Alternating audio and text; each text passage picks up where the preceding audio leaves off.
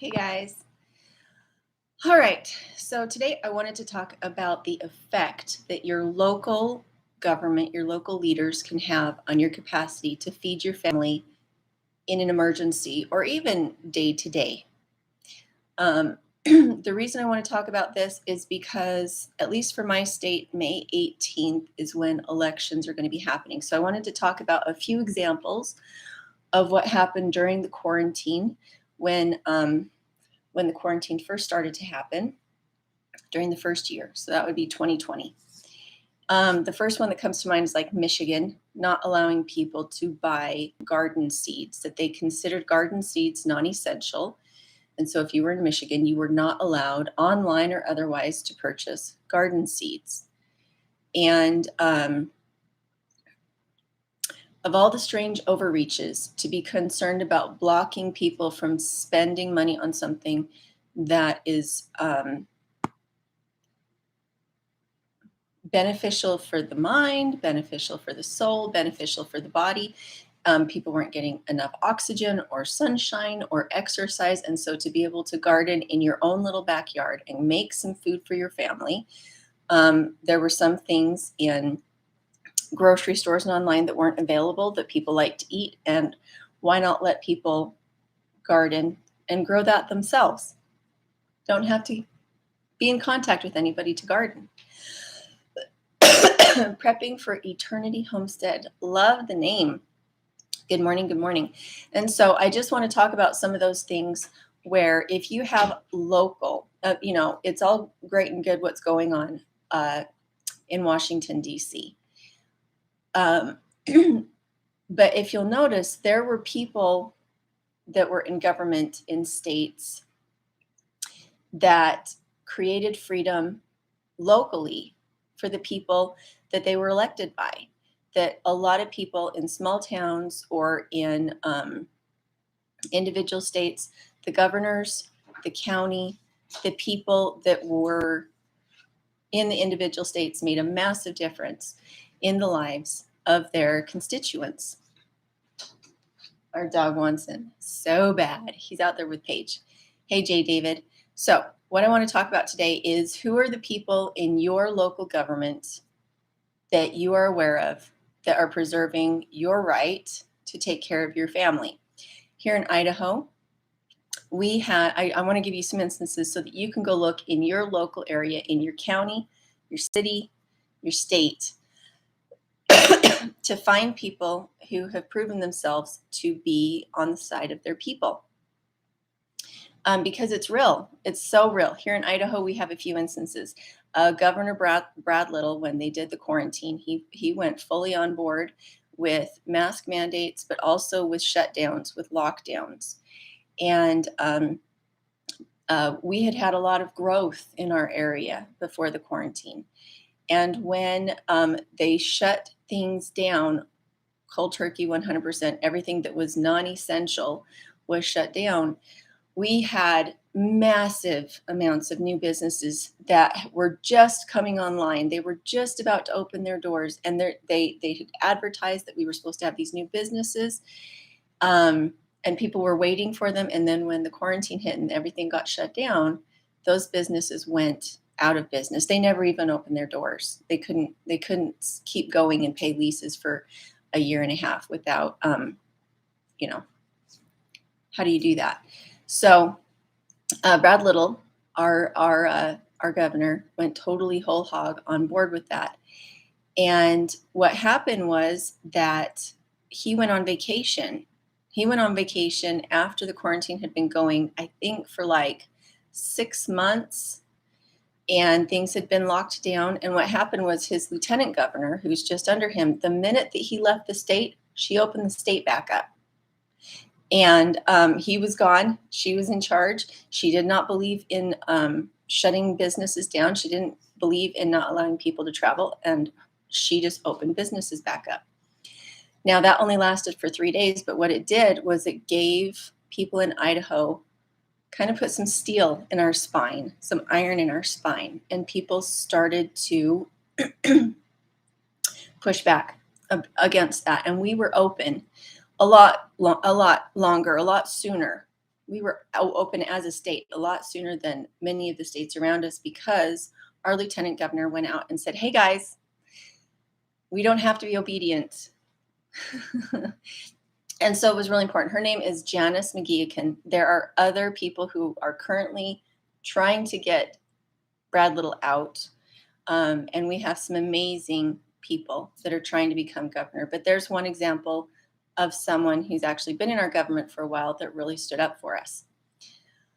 Hello, Thorn Hedge. Hello, Candy Cream. This is my absolute go-to favorite YouTube channel. Thank you so much, Camp Patton. Good morning. Judy Reynolds, good morning. Andrea, good morning. All right, so some other things I want to talk about. One of our state representatives, Mike Simpson, he is currently trying to breach dams in our area. The reason that's a problem is because we get hydropower from our dams, and also it gives us access to our water if there's no electricity.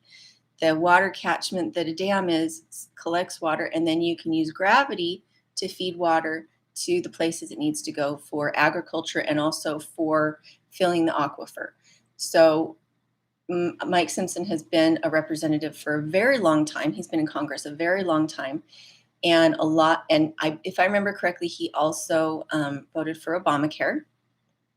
And so he's another one that would be really great if we could get new people in. And the reason for this is that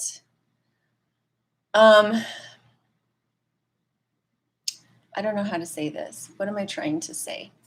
Here, I'll go down and look at it again. Our local government is the government we have control over. Our local government is the people we can see in the street. Our local government is the people that we can call and say, this isn't right.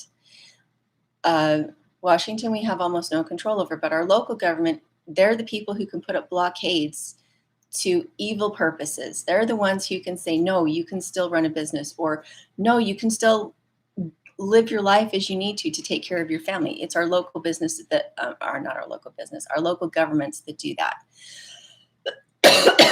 So you guys need to make sure, maybe you're already there, find out when your elections are, and then go and do so much research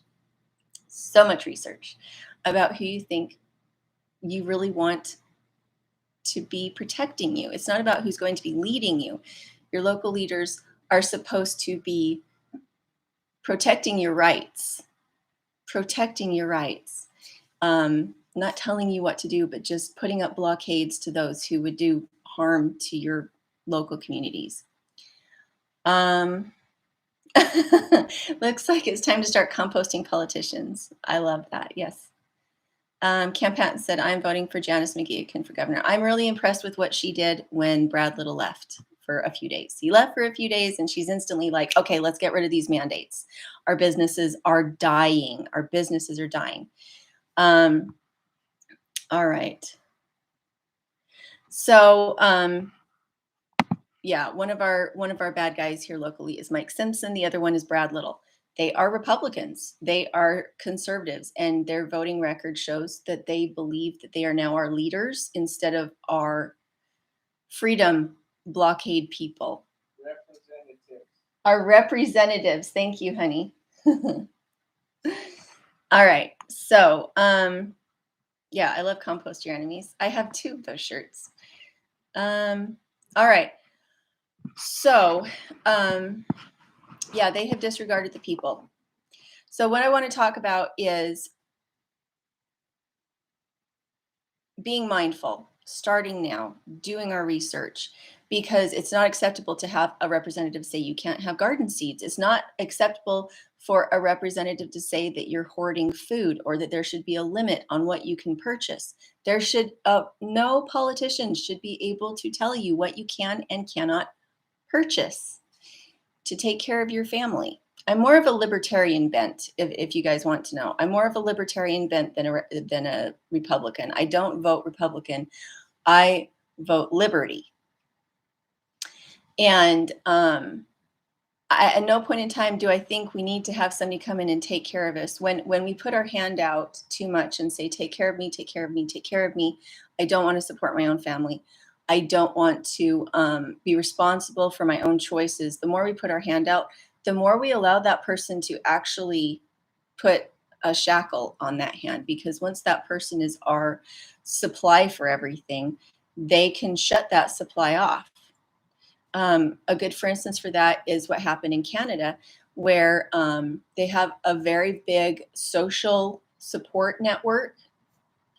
And a lot of that big social support network made for a lot of voters that wanted that social support, and thus they voted in people that were going to take care of them. But when you come in and take care of somebody, you become their caretaker and you can take that away. And so we really don't want to have leaders in that are supporting something like being able to access our bank accounts, being able to hold on to our money in a bank without us being able to spend it, telling us there's a limit to how much of our own money we can take out of a bank. Lead Farmer, if you guys haven't seen him, he is in the South somewhere. Where is he? Lead Farmer. He's amazing. He's been talking about banking a lot lately and about restrictions he's found as he's been pulling cash out to make property purchases or to make food storage purposes. He's found that the banks have not been allowing him to take out the quantity of money that he needs, and that he's been having to sign all sorts of waivers and contracts and things just to take his own money out of the bank.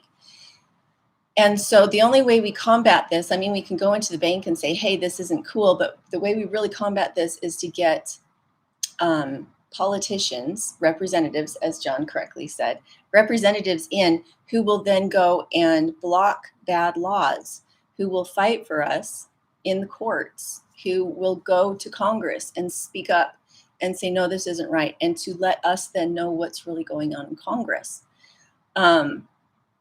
Without these representatives, there's no way for me as an individual person to keep track of all the laws that are going through, all the things that are trying to be passed, all the things that are happening in my state that are questionable, without good politicians in place, or at least fearful of the people politicians, listening to the people politicians. When those politicians go, their job 100% is to keep track of those laws, to keep track of those bills. And by them keeping track of it and then letting us know what's going on, we can have an exchange. Yes, Robin said, we have given our power away to all this convenience and helping us. Let's see. Oh, that's awesome. Camp Patton said, I am running for Basalt City Council this next time. I think that's fantastic. I think there's a lot of really amazing, normal people running right now because, oh my gosh, we have had so many businesses die. We've had so many businesses die, businesses that were viable. During the quarantine, when everything got shut down, there were so many good people that had just come into our area that were trying to get on their feet and contribute to the economy and contribute to better businesses. And they were just knocked on their butts by the quarantine and not being able to choose whether or not they had their business running. And our community, our state was very, very lucky because we had some smaller people in county positions and some smaller people like the lieutenant governor who really got out the big guns and said, not my county, not my city. Oh, you're going to leave? Well, I'm going to open things back up. And we really need to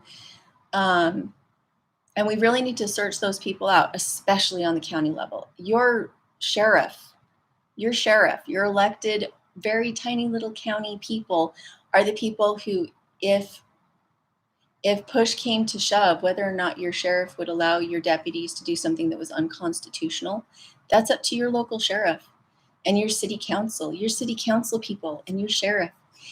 These are the people that stand up for you in actually being willing to take orders that are unconstitutional. That's about your very local people. Oh, that's true. Farmer in Adele Acre said, as long as the elections aren't all rigged against us already. Well, there's that. There is that. Yep. All right. Ikati said, highly recommend Jimmy Dore, Russell Brand. Oh, you're singing my song. I love Jimmy Dore and I love Russell Brand. The reason I love them is because they're actually liberals turned libertarian. They started out as progressive. They started out as liberals. And now instead of going Republican, which really, what does that mean? They went liberty. They went libertarian. Oh my gosh, I love these people. I also listen to Tim Pool, but not as much. I feel like he is not as grounded in reality. He doesn't have a family himself. He doesn't have children. I feel like that makes a massive difference in a man's awareness of the world. Is once a man has children to protect, his paradigm changes. And Tim Pool, I do not believe has children. And so I believe that he's aiming for libertarian things, but in practicality, there's a lot of things that he really doesn't understand. He talks about gardening, but he doesn't garden. He talks about the Second Amendment, but he thinks there should really kind of be limits. He talks about free speech, but he thinks some people are a little bit crazy, so maybe they shouldn't be allowed to talk as much. So he can have some different views that are interesting to listen to, but I really much prefer these men that are farmers, not farmers. Some of them are farmers. Lead Farmer is a farmer. I really prefer to listen to these men who are fathers, because am I right? Becoming a father completely changes your paradigm in life on what you think is important. Am I wrong about that? I feel like when you became a dad, priorities definitely change. Yeah, I feel like when we had Paige, that your like awareness of the dangers towards your family just became like hypersensitive. Yes, off the charts. Oh, Marjorie Taylor Greene. So I did listen to Marjorie Taylor Greene on Tim Pool's Timcast. And I loved the fact that she was going into Congress and then being a whistleblower for what was really going on. The big one I heard about her was that in most sessions when they were voting on bills, it was a voice vote. And so it wasn't a matter of record. And if it's not a matter of record, then you can't be held accountable for what you voted for. So I think it said they had to have 3 Republicans and 3 Democrats in session when they're passing these bills, and they would do voice voting instead of having it be a matter of record what they voted for. And so bills were being passed with only 6 people in the session. And so when she found bills that were really bad bills, like allowing federal criminals to vote, she went in and she called a vote of record where everybody from everywhere had to come in and be part of the vote, and it had to show on record what they voted for. I thought that was amazing. We need more people like that, not necessarily that have the same views and opinions as us, but who are honest about what's really happening in our government, that are honest and will call the governing body itself to accountability in the way that it's running its business, in the way that if you believe in something and you're going to vote for something, your constituents should know that you voted for that. And it shouldn't be something where you can hide what it is you've been doing. Transparency. If you're in a liberal state and you want liberal politicians, that's great. But your liberal politician needs to be held to the fire as far as, is he actually voting for what you told him to vote for? Is he actually putting in place the programs you asked for? If you're in a conservative state, is your politician actually voting for the things that you sent him there to vote for? Or are they hiding? Are they hiding what it is they're actually doing? All right.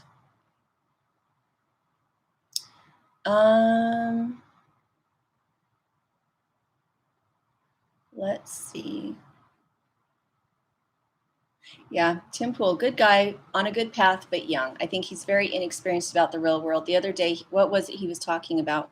It was what was it he was talking about, where it was the death penalty. He was talking about the death penalty, and there were people on his panel that were talking about child molesters and the death penalty and people who were doing horrific murders, and that Tim Pool absolutely under no consideration believed in the death penalty. And I guess for me, I was raised kind of Levitically. My dad very strongly believed in the Bible and in the Old Testament. And so as far as corporal punishment, my dad was really big into that. He said, it's what the Constitution was built on, was the Bible, and upon Levitical law. That's what the Constitution was built on. It's about being held accountable for your actions, and that the punishment should match the crime. And so, honey, it's already been super loud. Do you want to go get your grain mixed and we'll go out and milk? Sorry, my microphone is probably picking up all sorts of this kind of thing. I'm almost done, I promise.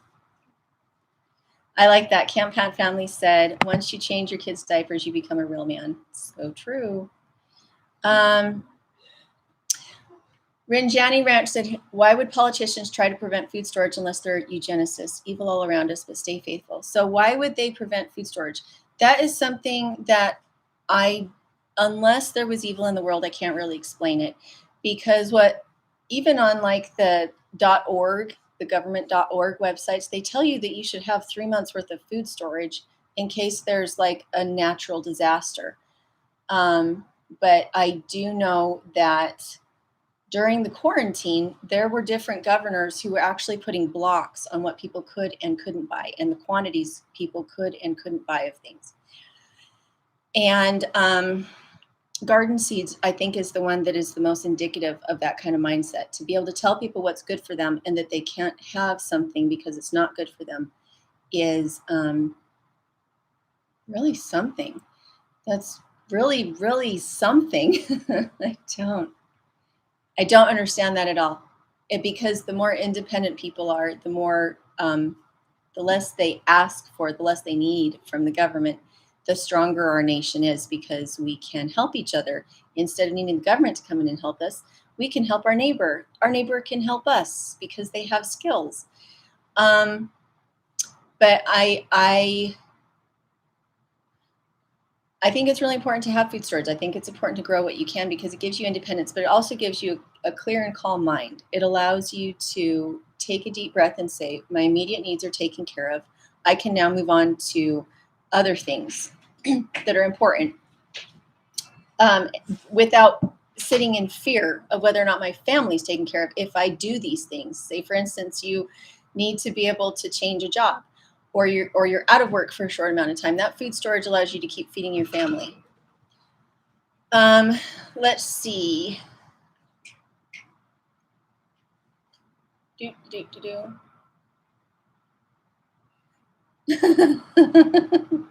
Robin said public lynching would definitely make people feel some kind of way. Well, if you guys remember, I think it was World War II. They actually did have lynchings when it came to certain people who'd done really horrific things. There were lynchings. People were not allowed to keep living because of the horrible things that they had done. Part of that was medical experimentation, the people who were participating in medical experimentation on prisoners, which sounds an awful lot like some of the things that have happened in our country lately with medical overreach and things like that. Let's see. Sand Hollow Homestead said Patriot Act states an emergency. Governor can take food, fuel, basically anything. So I think one of the things that we do in our homeschool right now is the girls are reading the Constitution. And the reason they're reading the Constitution is so that they can recognize when things are skewing away from the Constitution, away from our Bill of Rights. And as far as being able to take food, fuel, and basically anything, the reason that's in the Constitution, it talks about not being able to quarter soldiers in your home, that soldiers cannot take over your home, that your home is your castle, and soldiers can't be quartered here. And they can't just take things from you. I think the more that we study the Constitution in our own homes, the more we will recognize good people that we want to represent us in politics. And the more that we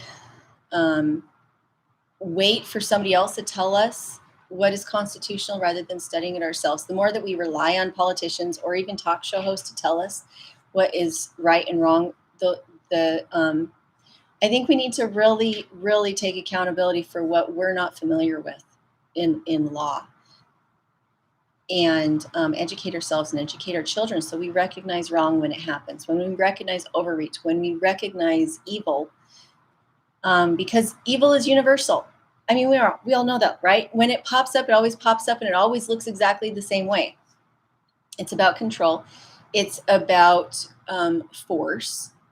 And it's about those who are making the laws living in luxury while the people who they represent are living in poverty. And the very basics, only the very basics are going to be provided to you, but they're going to have everything that they want, and power and control is the thing that they want the most, even above riches and things like that. Southern Prairie said, control oil and you control nations, control food and you control the people. It's so true. If you're hungry, or if you see your children hungry, you will do anything for your children. You'll do anything. To stop suffering in your family, you will do anything. And so make sure right now, recently, I don't know if I said this in another live stream, but John and I went out a couple nights ago, and our local Mexican food restaurant can no longer buy chicken. They cannot afford to buy chicken at the price that it's at. They can't afford to sell the chicken to their customers for a price that allows them to make a profit. So they've stopped preparing chicken in their restaurant, and they're having a hard time getting beef. So I highly recommend you get food storage, but even more important right now, research your local politicians, research to the hilt. If you have a YouTube channel, make a YouTube video about your local politicians, and find out who's good, find out who's a bad actor, and your local city council, your local school board, your local sheriff, your local representatives. Make sure you know them, and make sure you find out what they really stand for. All right, so that's what I have to say. I am going to be making some videos later talking about who's running for governor, who's running for lieutenant governor, who's running for our state representatives. And I'm going to do some individual videos about that for anybody who's coming to Idaho. Don't just vote Republican, please. Don't just vote Democrat, please. Research the issues, research the individual people who are coming in, and please do not just vote according to the D or the R. You can hide so much behind those letters. Don't do it. I think that's really hard. When you come into a new state, you really don't know. You really don't know, and so you really have to do your research.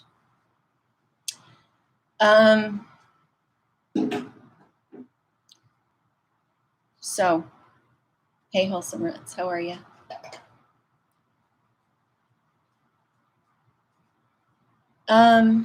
So A says prevent food storage. That's crazy. Supreme Court would never allow that. So in an emergency time, in an emergency situation, the government a lot of times claims powers that are unconstitutional. And it's up to your local leaders whether or not to enforce them. That's why your local leaders are so important. So they're saying it's unconstitutional. The Supreme Court wouldn't allow people to stop letting us get food storage. But think about it. In the quarantine, different states did not allow people to purchase certain things. They said they were non-essential. And so they were using their emergency powers to prevent you from purchasing what you wanted to purchase. And because it's an emergency power, the Supreme Court hasn't yet decided on it because it hasn't been brought before the Supreme Court yet. You know, when we were in the middle of quarantine, the Supreme Court hadn't said anything about anything yet because it hadn't been brought before them because we were in the middle of it, and the governors used emergency powers, and they prevented people from purchasing things they wanted to purchase. If you think about Canada, when they had protests that they considered unfriendly, they just closed bank accounts and prevented funds from passing to people. And they put up alerts, and they confiscated, I think at one point they arrested people even in peaceful protests. They prevented funds from going back and forth. They started to threaten them that they couldn't have their jobs back. They took away their insurance on their rigs. I mean, these are all things that have happened. And if you don't have a job and you don't have money, if you don't already have your food storage purchase, what are you going to do? And in those cases, it can get worse. I mean, it can get worse than that. That's pretty bad, but it can get worse than that. Taking your family away. going through your home, searching and seizing things because they say that you're a terrorist now. I mean, the local government is who protects you from that, because your local police officers can actually say, no, we're not going in and doing this to these people. We care about these people. The sheriff can say, no, we're not doing this. This is not constitutional. And you may not do this and take away the basic freedoms of our local people.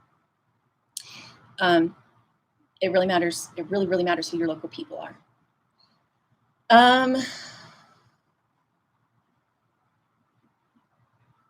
So anyway, so that's a video that's a series of videos I want to make. I want to make, I think, about 4 videos talking about characteristics of what I think a liberty protecting local politician looks like and what they do, because I have a few. In my area, we have some really amazing ones. All right, so I'm going to go. I don't know how long I've been on, half an hour. And here in the future, this next week, I'm going to be doing a live stream with Wanda from Deep South Homestead. I think I'm doing it on her Crazy Days channel. And so you guys might enjoy watching that on her channel next week. I'll try and get up a notification for it. I'm going to go milk some goats. Love you guys. If you want to see more daily ruminations about the actual homestead instead of like food storage, you can go find that on Patreon. I do every other day right now, maybe every 3rd day, I do a post about what we're working on here on the homestead. So we will talk to you later.